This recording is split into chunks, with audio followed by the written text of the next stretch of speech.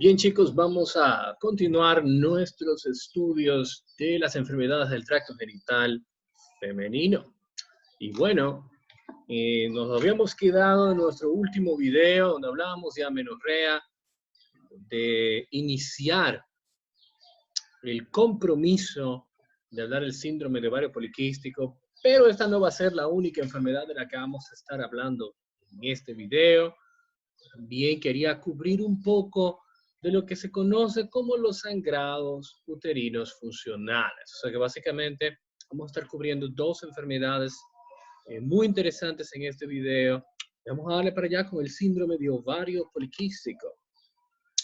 Y yo sé que muchos ya han escuchado, han conocido a alguien que sufre de esta enfermedad o tú misma sufres de esta enfermedad que estás viendo este video. Y pues sin duda alguna siempre hay muchas dudas. Si la sonografía dice que tengo poliquistosis ovárica, ¿significa que tengo síndrome de ovario poliquístico? ¿Solo es la sonografía el único criterio diagnóstico? ¿Cómo más yo sé que tengo un ovario poliquístico? ¿Qué es el síndrome de ovario poliquístico? Sin duda alguna, estas son preguntas importantes porque el síndrome de ovario poliquístico va a ser una de las razones principales que llevan a las pacientes a las consultas buscando ayuda, ya sea por irregularidades menstruales o inclusive por dificultad para concebir. Y la definición del ovario poliquístico es una definición que ustedes han escuchado antes. Ya han escuchado antes con el síndrome metabólico, han escuchado antes con la diabetes mellitus tipo 2, y la misma definición la van a encontrar aquí. Es una definición que tal vez no te dejaría muy conforme, porque parece un trabalengua de letras que al final no dicen nada. Y ese es el problema con el síndrome de ovario poliquístico, que sabemos muchas cosas de él, pero hay muchas cosas que todavía no sabemos. Hay muchas teorías de por qué, ¿verdad? Por lo tanto, puede haber tendencias a nosotros confundirnos. Y la idea en este curso, pues, es intentar de por lo menos crearnos una idea de los datos principales que caracterizan esta enfermedad. Y esta definición a mí siempre me ha parecido muy interesante. Es una característica genética compleja y heterogénea de etiología incierta. Hay un factor genético involucrado aquí, pero no porque mamá haya tenido ovario poliquístico significa que tú lo vas a tener. Hay cierta complejidad. Hay pacientes que se presentan con un tipo de enfermedad donde están en sobrepeso y obesidad. Hay otras que están delgadas. Hay algunas que tienen una insulinoresistencia y que responden a la pérdida de peso. Hay otras que tienen insulinoresistencia y no están en sobrepeso. Algo que fisiológicamente es inexplicable y no responden a la pérdida de peso porque ya están delgadas. Es muy, muy heterogénea. Y la etiología es incierta.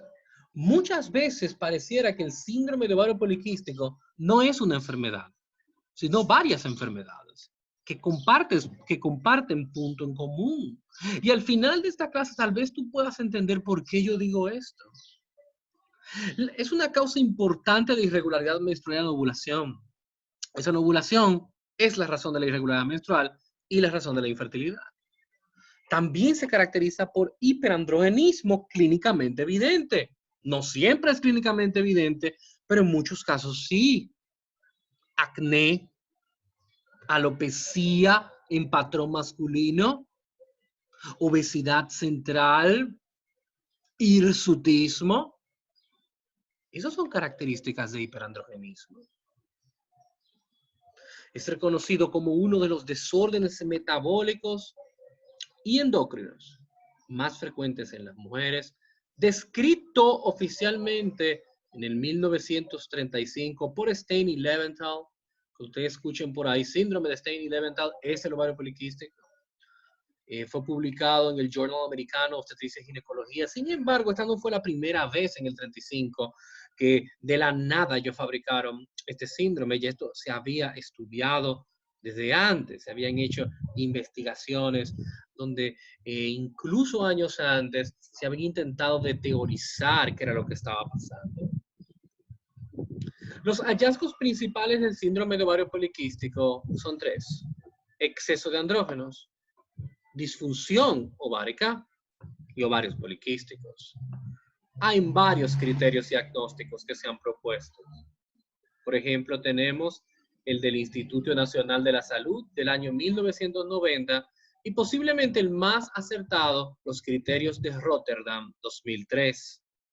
Ellos son similares, pero en algunas cosas son diferentes.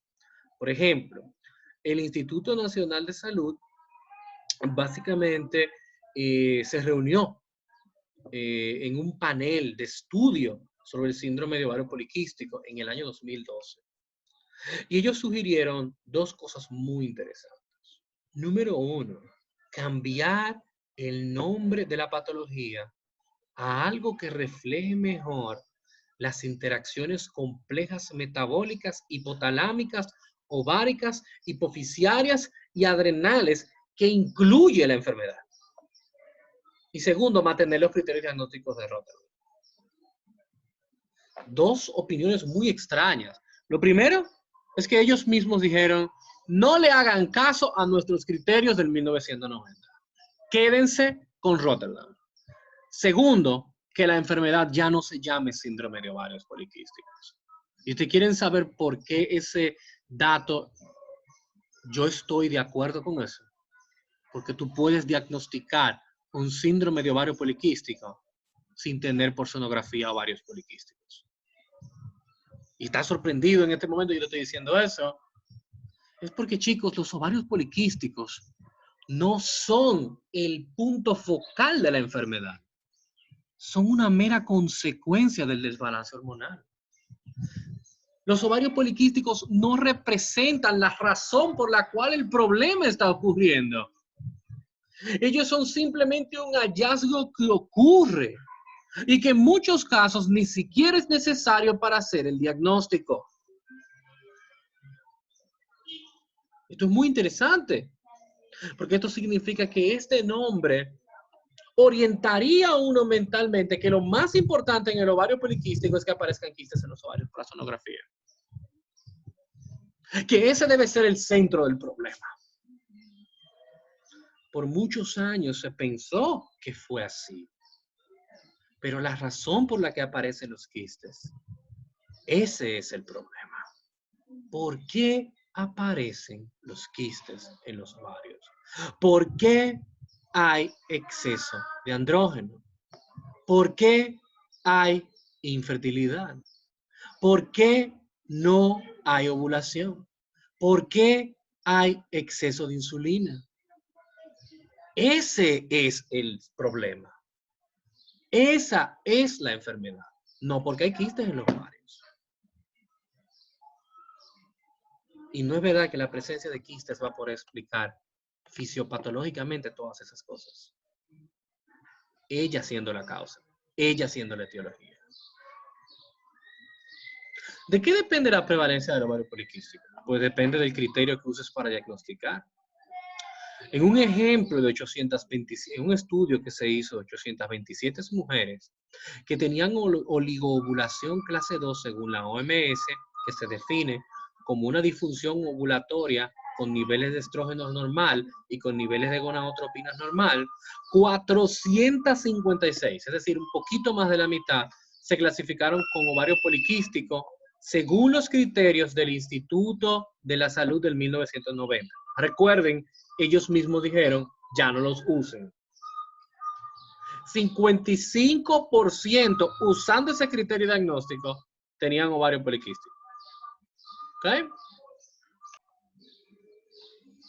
Sin embargo, ¿cuáles son esos criterios del 1990? Y ellos tenían que los criterios eran menstruaciones irregulares, hiperandrogenismo, ya sea clínico o por pruebas de sangre, con exclusión de otra causa de hiperandrogenismo, como los tumores. ¿Alguien ha visto ahí los ovarios poliquísticos en sonografía? Nadie. Es decir que para el Instituto Nacional de la Salud, desde los años 90, la presencia de quistes en los ovarios nunca ha formado parte de un criterio diagnóstico para ellos. Sin embargo, cuando se tomaron esas mismas 827 mujeres y se llevaron a los criterios de Rotterdam, donde se necesitan al menos 2 de los 3 criterios, los 3 criterios siendo oligo o anovulación, hiperandrogenismo, de nuevo, químico o clínico, y la presencia de quistes en los ovarios. De esas 827 mujeres, 754, que es un 91%, tenían ovarios poliquísticos. Es una gran diferencia. 55 versus 91. Y tú puedes ver esto de 2 maneras. Puedes verlo de la manera en el que el criterio del 1990 excluía demasiado a las pacientes y subdiagnosticaba.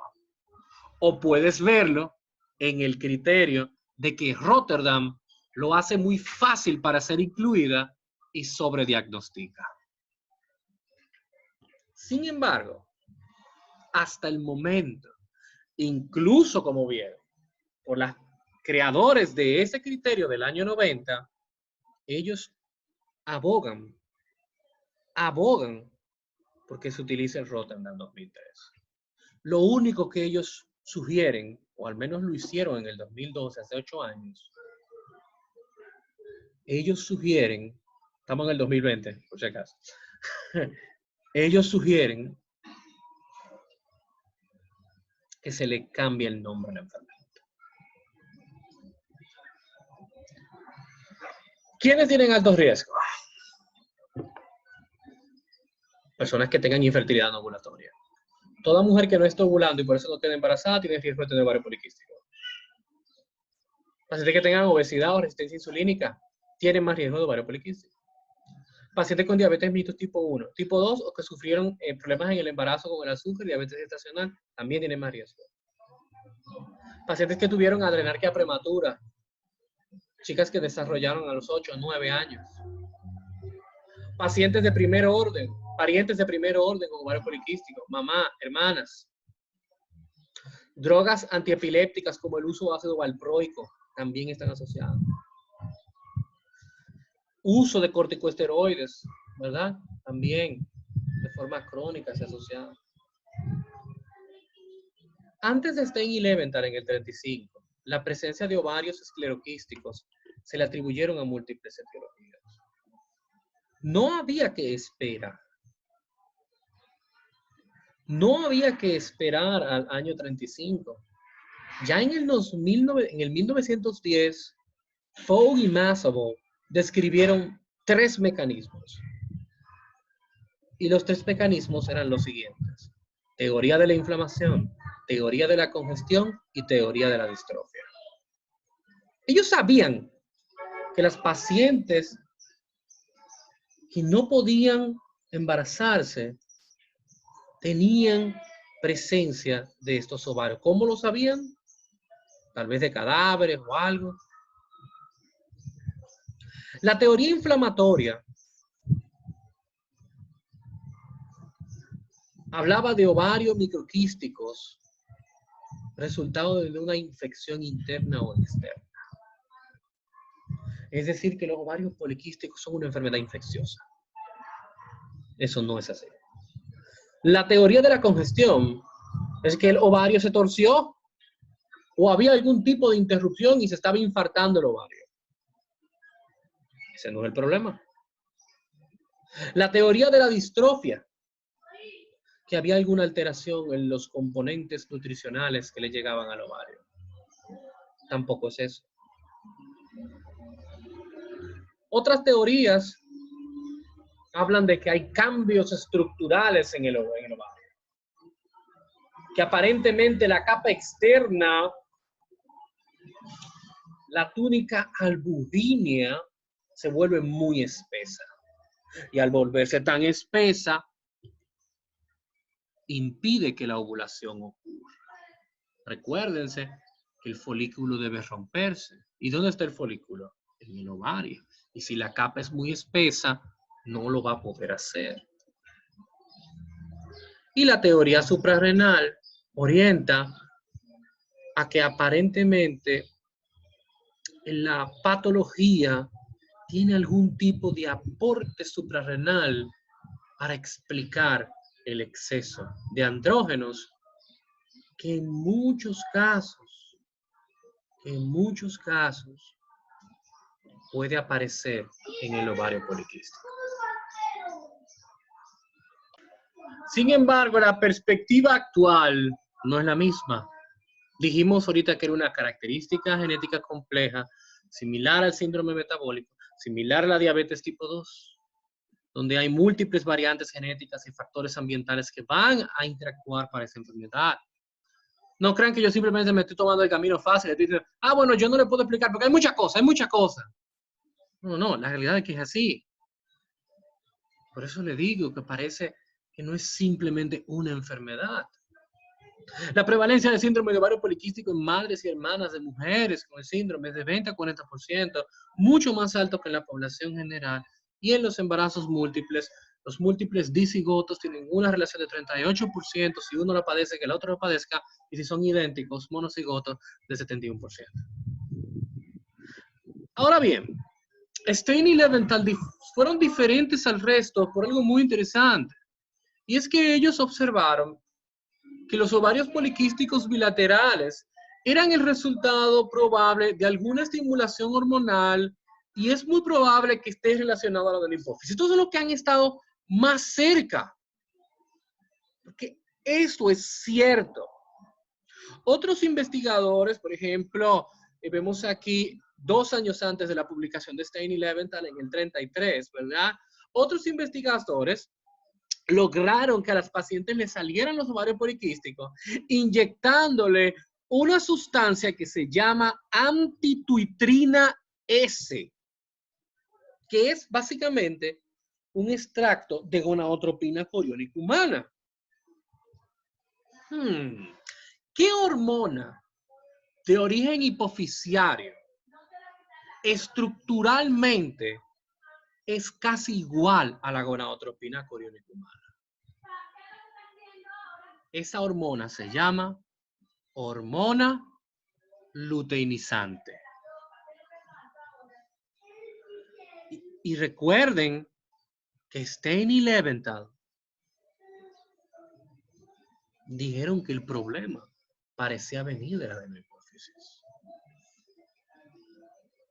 ¿Y a quién le sirve ese sombrero? Un grupo consiguió que apareciera con la HCG y el otro grupo dice que es la hipófisis. Otros observaron que el exceso de hormona luteinizante en esas pacientes. Eso fue en el año 57, muchos años más tarde.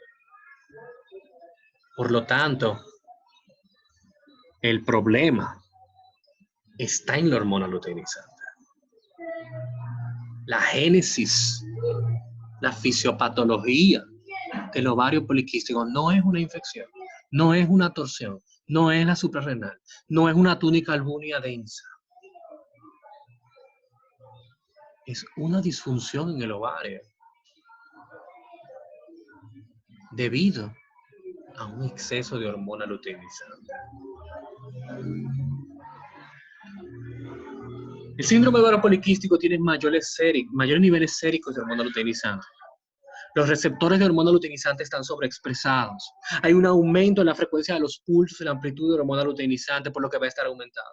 Y hay una alteración en la relación de las gonadotropinas, FSH y LH, donde la FSH siempre debe ser 2 veces mayor que la hormona luteinizante. Eso va a estar invertido. La hormona luteinizante va a ser más que la FSH. Miren todos esos estudios. Estamos claros que el problema es con la hormona luteinizante. Ahora, también se ha reportado que hay un problema con la insulina. La insulina, aunque ustedes no lo crean, tiene la capacidad de estimular a las células de la teca directamente a producir andrógenos. Y eso es un problema, porque en las pacientes con ovario poliquístico tiende a haber un exceso de insulina. Y si hay mucha insulina, va a haber mucha estimulación tecal. Y si hay mucha estimulación tecal, hay mucha producción de testosterona. Y si hay mucha producción de testosterona, hay hiperandrogenismo. Además, la insulina inhibe la síntesis de globulina fijadora de hormonas sexuales. Y recuérdense que las hormonas cuando están libres están activas.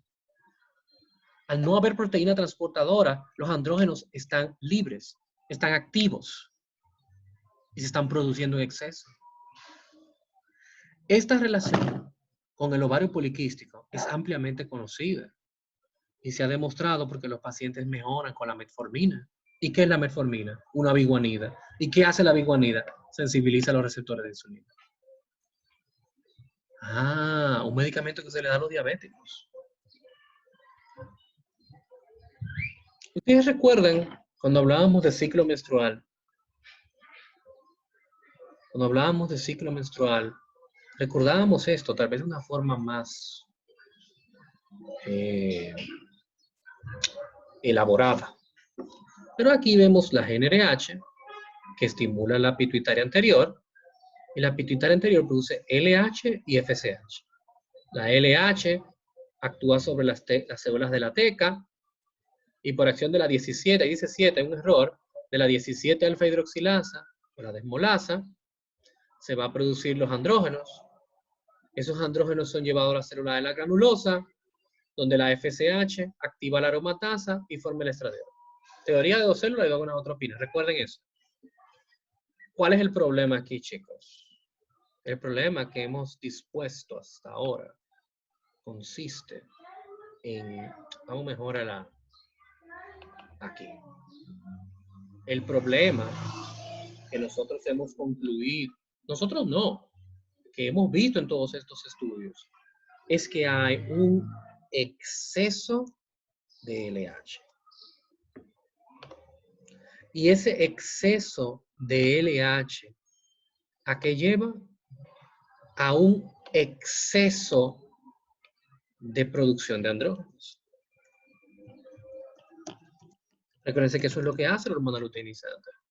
Lo normal es que esos andrógenos se han llevado a la célula de la teca. Pero, como en este caso, vamos a tener tanto nivel de esta hormona, como ya vimos, es literalmente un exceso, va a haber un exceso también de andrógenos. Tanto andrógeno que el ovario no va a poder transformarlos a todos de una manera eficiente a estradiol. Es decir, que ese exceso de hormona luteinizante nos lleva a un exceso de andrógenos. ¿Y cómo se traduce un exceso de andrógenos? Se traduce, número uno, se traduce en ¿qué hacen los andrógenos? Aumentan el tejido graso. Usualmente, obesidad central. ¿Okay? Vamos a poner la letra un poco más pequeña. Ahí. Aumentan el tejido graso y producen obesidad central. Genial, perfecto. Número 2, ¿qué es lo que va a pasar? Bueno, van a producir hirsutismo. ¿Qué es el hirsutismo? Crecimiento de vello en patrón androgénico. Le va a crecer cabello como a los hombres. Le va a salir bigote, le va a salir barba, pelo en el pecho, en la línea alba.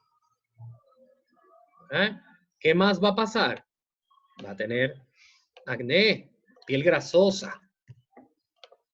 ¿Qué más va a pasar? va a tener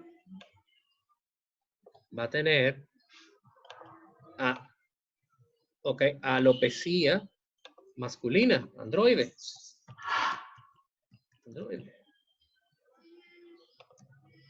Todo eso son productos todo eso van a formar lo que nosotros le llamamos hiperandrogenismo clínico. Esos son los efectos que tiene ese exceso de hormona luteinizante que lleva a un exceso de andrógenos en el ovario, van a tener sobre todo el cuerpo. Pero vamos a complicar un poco más esto, chicos. Vamos a complicar un poco más esto. En el tejido graso se produce un tipo de estrógeno que es débil. Nunca va a poder conseguir la ovulación. Ese estrógeno se llama estrona. ¿Ok? Pero como hay tanta estrona, porque hay tanta grasa, recuérdense que por retroalimentación negativa, cuando el estrógeno sube, ¿qué pasa con la FSH? ¿Qué pasa con la FSH? FSH disminuye. La FSH va a disminuir, chicos. Y eso, chicos, eso es un gran problema. Eso es un gran problema. ¿Por qué? Porque si la FSH disminuye, no va a haber, oigan esto, no va a haber conversión. No hay conversión de andrógenos a estradiol. Ahí tienen un problema perpetuado. Ahí tienen un problema perpetuado. El exceso de hormona luteinizante te va a engordar y al engordarte vas a producir estrona. Al producir estrona, la FSH disminuye. Si la FSH disminuye, los andrógenos no van a poder ser convertidos a estradiol, porque recuérdense que la FSH estimula la aromatasa. Pero si la FSH disminuye, ¿qué más va a pasar? ¿Qué más pasa si la FSH disminuye? No va a haber desarrollo de los folículos. No hay desarrollo folicular. Y si no hay desarrollo folicular,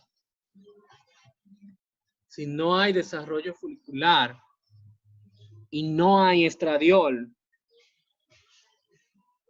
¿qué va a pasar con la ovulación? No hay ovulación. La paciente no va a ver la menstruación. No hay ovulación.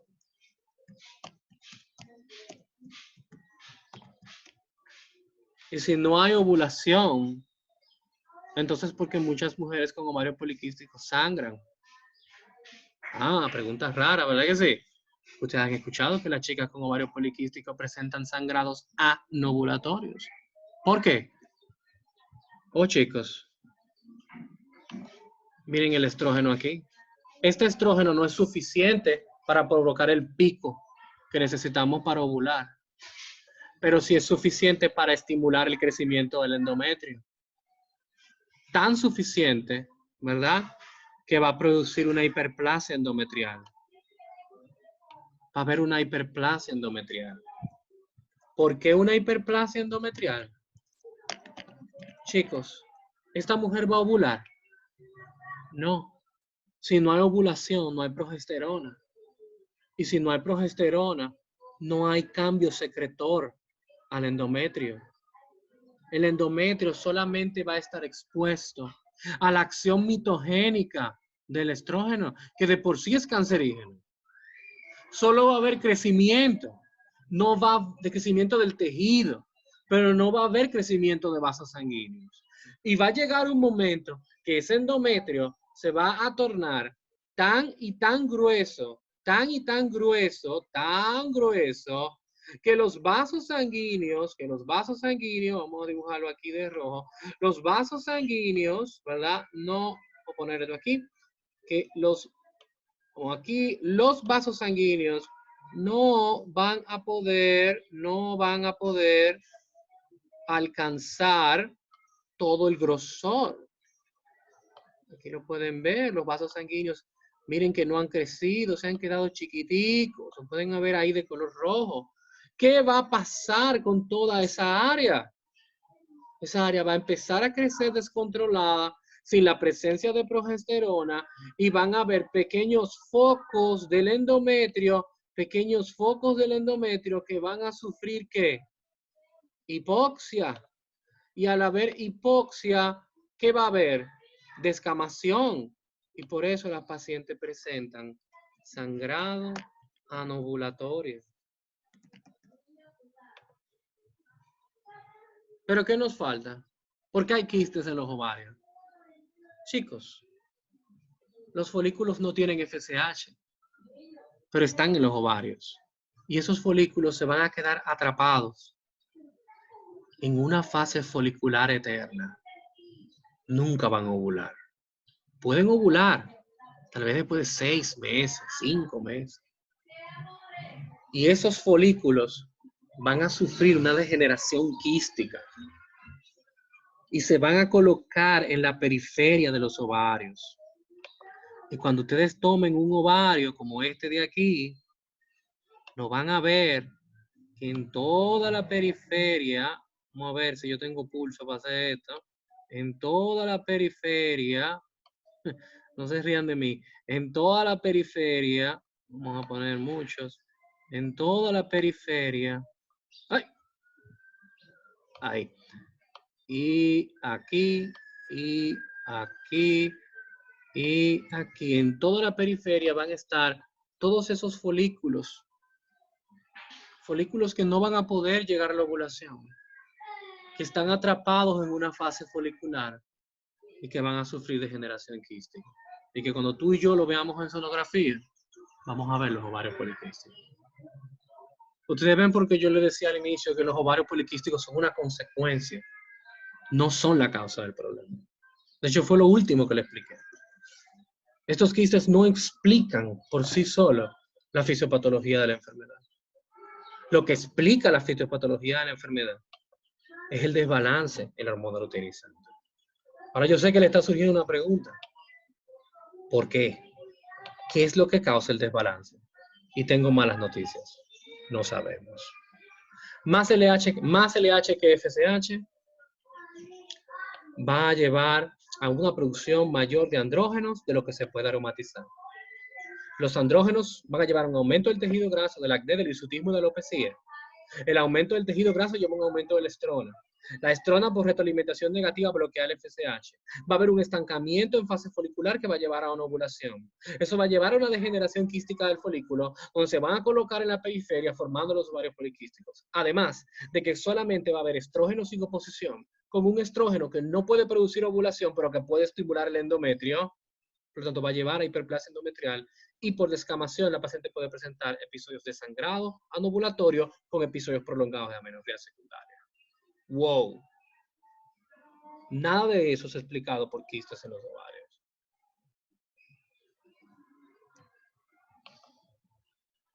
Manifestaciones clínicas de disfunción menstrual, cáncer endometrio por el estrógeno sin oposición, la falta de ovulación, no va a haber progesterona, el estrógeno va a hacer fiesta. Infertilidad anovulatoria, ya vimos por qué. Falta de desarrollo folicular, ya vimos por qué. Complicaciones en el embarazo por la obesidad, la insulinoresistencia y la diabetes gestacional. Hiperandrogenismo, ya lo vimos, exceso de andrógeno. Obesidad, ya lo vimos, los andrógenos. Resistencia insulínica, ya lo vimos. Incluso hay riesgo de degenerar diabetes mellitus tipo 2. El síndrome metabólico y diabetes tipo 2 son muy amiguitas del ovario poliquístico. ¿Okay? Por eso ven la dislipidemia ahí y la apnea del sueño usualmente relacionada con ¿qué?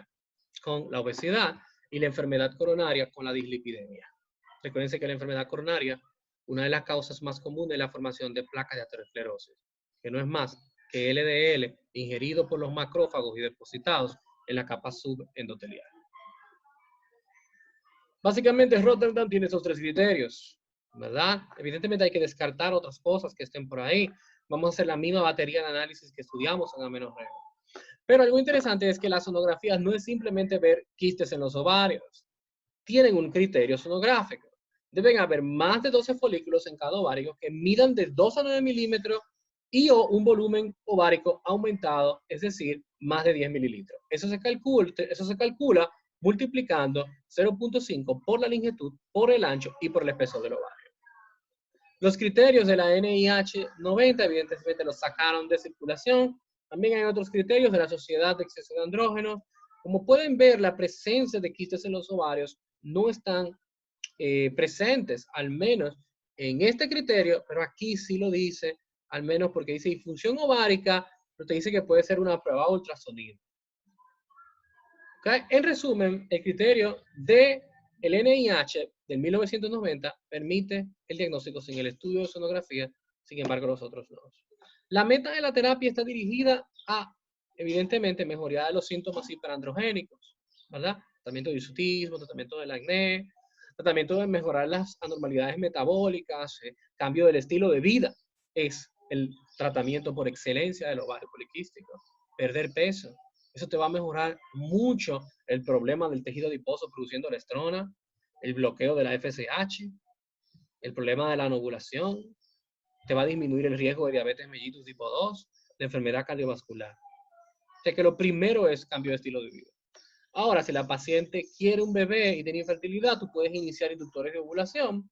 Y si la paciente lo que quiere es regularizar la menstruación, vas a utilizar anticonceptivos orales combinados que tengan antiandrogénicos o progestinas de tercera generación en adelante. Porque recuerden que las progestinas de primera y segunda generación, ustedes van a ver eso en fármacos, tienen una carga androgénica elevada porque derivan de la 19-nortestosterona. Por eso hay algunos anticonceptivos que engordan. Bien, chicos, no me voy a meter tanto en la terapia, pero recuerden que va a ir muy dirigida a los deseos de la paciente. Ya de manera final, el sangrado uterino disfuncional es un sangrado, forma parte del sangrado uterino anormal, pero no es por una causa anatómica. Es decir, no es por un mioma, por un pólipo, por una malformación, ni nada por el estilo. Se debe a un desbalance hormonal. Y acabamos de ver uno ahora mismo. Acabamos de ver la hiperplasia. Acabamos de ver lo que pasa cuando hay un exceso de estrógeno, como ocurrió en la hiperplasia endometrial que se da en el ovario poliquístico por el exceso de estrona sin oposición. ¿Ok? Por lo tanto, vamos a ver un poquito en más detalle cómo puede ocurrir los diferentes tipos de sangrados disfuncionales. Y me voy a pasar hasta aquí porque en las otras diapositivas lo que explique es el ciclo menstrual y ya eso lo sabemos con detalle. Hay 4 formas de sangrado disfuncional. 1, falta de estrógenos. Si hay falta de estrógenos, el endometrio se atrofia. Al ponerse muy fino, los vasos sanguíneos quedan expuestos y sangran. ¿A quién le da sangrado por falta de estrógeno? A las menopáusicas. Existen 2 razones por las que una mujer menopáusica puede sangrar. 1, atrofia del endometrio. 2, cáncer del útero. Una es muy ok y la otra es muy peligrosa. Por eso toda mujer menopáusica que sangra hay que hacer una biopsia de endometrio. Aún tú sepas que la causa más común es atrofia. La otro problema es el exceso de estrógeno, que viene con problemas que causan anovulación. ¿Por qué? Porque no va a haber progesterona. ¿A quién vimos? Al ovario poliquístico. ¿Ok? La deprivación de progesterona. La deprivación de progesterona es la más fisiológica de todas, porque es lo que el ciclo menstrual hace. Te da mucho estrógeno, te pone tu endometrio grueso, te da tu progesterona para que se ponga bien secretor y bien bonito y de repente te quitan la progesterona. Y cuando te quitan la progesterona, el endometrio se queda sin el aporte sanguíneo por la vasoconstricción de los vasos y se descama. Los anticonceptivos orales combinados también utilizan la deprivación de progesterona, específicamente los combinados. Porque primero van a tener una parte estrogénica, luego van a tener una parte con progesterona y de repente se quita la dosis de progesterona y por eso te dicen que los que tienen, por ejemplo, 21 tabletas y 7 días de reposo, te dicen que en esos días de 7 días te va a llegar la menstruación. Es porque están deprivándote de progesterona luego de haberlo estimulado. El exceso de progesterona se da en contraceptivos, pero en contraceptivos que tienen solo progesterona, como la de Depo-Provera, que es la inyección de los 3 meses, el DIU, que libera hormonas, que libera levonorgestrel, O el implante, que dura 3 años, que libera tonogestrel, que es una progestina también. Cuando solo se da progesterona, puede haber un error donde hay un exceso. Y como el solo darle progesterona no imita bien el ciclo, eso puede llevar a atrofia del endometrio y a hemorragias funcionales importantes. Falta de estrógeno, exceso de estrógeno, deprivación de progesterona y exceso de progesterona. 4 razones por las que ocurren los sangrados uterinos disfuncionales. El tratamiento va a ir dirigido a cuál va a ser el problema. Vamos a dejarlo ahí, chicos, por el día de hoy. Y en la próxima clase vamos a estar viendo un poco de menopausia. Así que nos vamos a ver con esta viejita en el próximo video. Bye, bye.